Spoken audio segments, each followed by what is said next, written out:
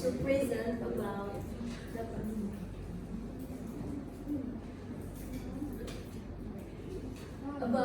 our topic.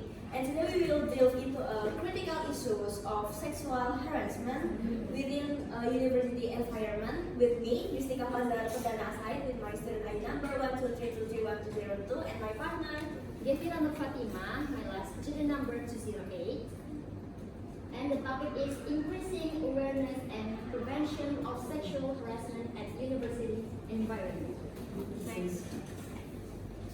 Okay, the background is this topic is increased cases of sexual harassment on campus, and then serious impact for victims, and then lack of awareness and education, and then the need for a safe campus environment, and then the last one is shared responsibility to prevent. So this time I choose this background because there's reason. Sexual harassment is one of the serious issues that affect to student safety and well-being. It's important to talk about it and understand because it's so important to know, and then by raising awareness we can make sure that our campus is safe place to our study. And then next. Alright, before we're gonna start about explain the topic, do you all know, guys, what is the sexual harassment, or maybe you ever heard? Yes. I already said that most all of you have already know what is sexual harassment. Well, sexual harassment is defined as unwelcome, inappropriate behavior of a sexual nature that is an environment that is intimidating, hostile, or offensive.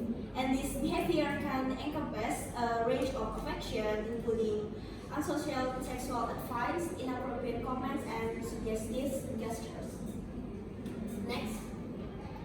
Well, this is we have a data of sexual harassment in the campus.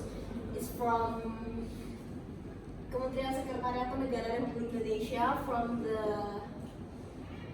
2021, because it will update it for about once for 3 years, so we didn't have an update of this data of this year. And next one is the data from Symphony PPA. It's mentioned about the total of the cases, and it will detail it from a man victim and the woman victim. You can see it in the screen. Next. Okay, there are types of sexual harassment. The first one is verbal harassment. So verbal harassment includes like catcalling. You know catcalling? Yeah.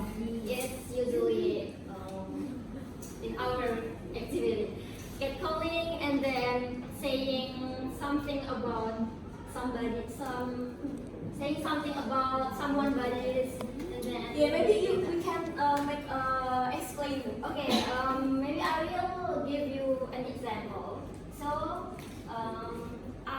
Yustika It's I'm victim. and then I'm the Sexual harassment bullier. yes.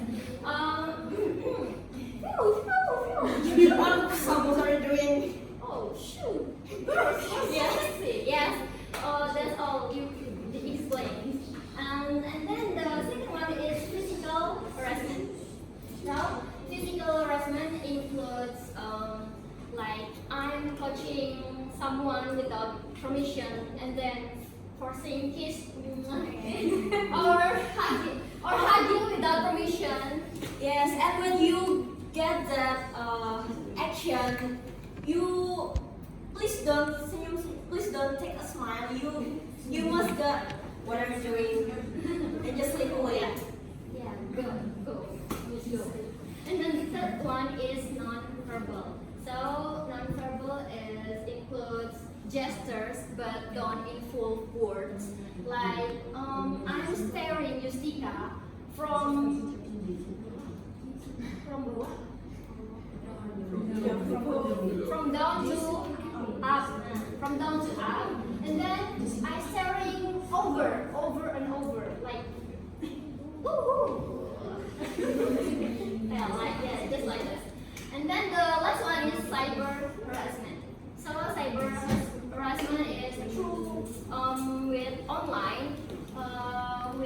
But from like media social and text or videos or photos, I will give you an example. I will share photos with to Yusika. Ping! Oh, and maybe they send us photo like this in a Yeah, it's like share private photos without her permission. It's just like that. And then the next. Well, the sexual harassment is also have an impact for us as a student in the campus. The first impact is on the psychological. The victim will feel stress and anxiety. Victims often experience a heightened level of stress and anxiety, which can lead to physical symptoms like headaches, gastrointestinal issues, and chronic fatigue. And the next one is social impact. The victim can do isolation of herself. Victim may withdraw from social activities and relationships, leading to feelings of loneliness and social isolation. Victim will also get trust issues. Harassment can erode trust in peers and authority figures, affecting relationship and social interaction. And the last one is academic impact. Of course, as a student at university, it will be a high possibility they can be stressed and have a distraction from harassment, can impair concentration and academic performance, leading to lower grades and academic achievement. Next. And then how to report and get help. The first one is report to the authorities. So in this university, Erlangga University, we have Satgas PPKS. You just has to report your accident, what happened to you, to the authorities. And then the second one is study law if you want to continue. So if you have big problems, you have to study law because if you don't learn about law, you maybe don't succeed. You know this law in this country. Okay? And the third one is tell a friend if you can do it. And then this is for us. Next. Maybe some of you all have a question about our topic. It's time to discussion.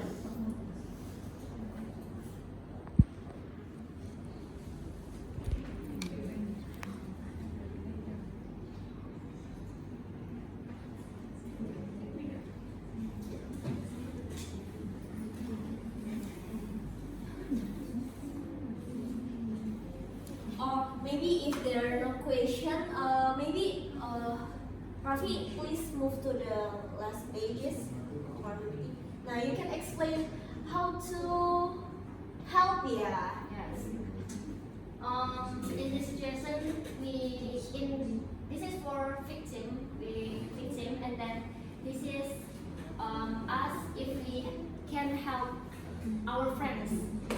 And then if you the victims tell a friend if you can do it. If you have a depression or traumatic, you have to tell your friends, and then your friends will help you. And then if you have friends like that, we can support our friends, and then we can also help our friends to report to the authorities. Maybe you guys have a question. It's okay. I'm not by. One question, please.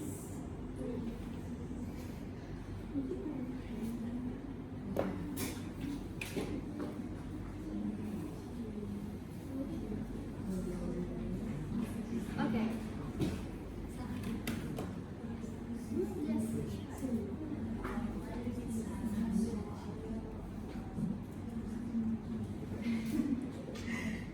So what is your opinion about sexual harassment that happened in get the same cognitive treatment than women. So what do you guys think? And how do you guys think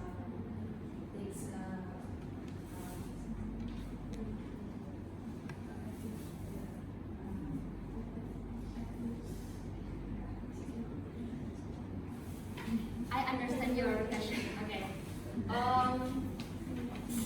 It's my opinion, yeah. I think we all do the same thing, but we need awareness from women, from girls, because the men already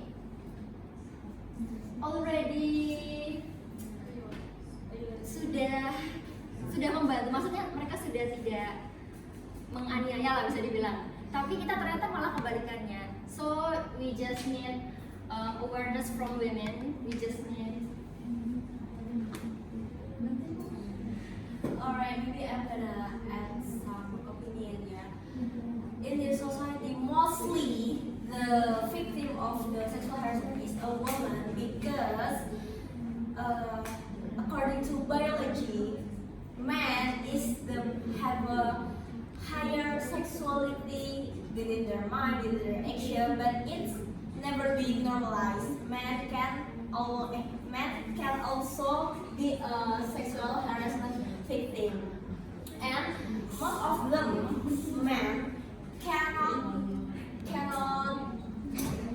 sounding their what they get if they have sexual harassment, because the society thinks that a man cannot be victim because of according to biological that. Nah,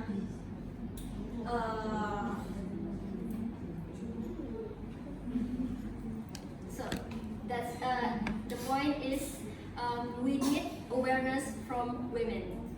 It's the same thing. right. Is that answering?